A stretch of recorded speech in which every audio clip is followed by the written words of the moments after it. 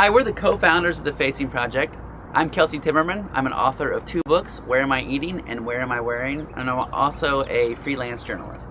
And I'm J.R. Jameson, an educational consultant and community engagement specialist working with higher education and nonprofit organizations, helping them work better together in their communities. Through the Facing Project, which is a national movement, we seek to connect people through stories to strengthen their communities. The Facing Project takes an issue within a community and really helps communities rally around that issue area. We pair writers with storytellers to look at first-person stories of issues people are facing in their communities each day.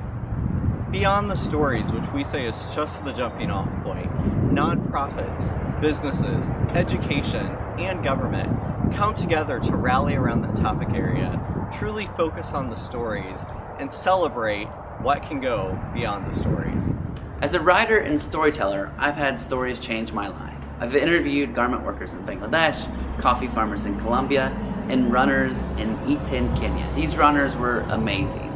Some of them were world-class athletes. They had competed in Olympics and won Boston marathons, and they were out on these trails alongside people who were out there for the very first time. And these runners who'd won the Olympics and won these marathons had won hundreds of thousands of dollars. They could live anywhere in the world, but they chose to come back and turn their miles and minutes into acres and cows and educations and encourage the other runners to do the same and to mentor them along that way. And to see that sense of community really made me look at, what's my community? Where am I a local? So when I got back to Muncie, Indiana, I realized I was a pretty crummy local. And I wanted to turn my love to stories into something that could help the community at large. So that's what we started, the Facing Project. I teamed up with J.R. We started to match writers with people in the community facing certain issues. And we started to take complex issues and tackle them and break them down into their smallest, most important terms, the stories of individual people.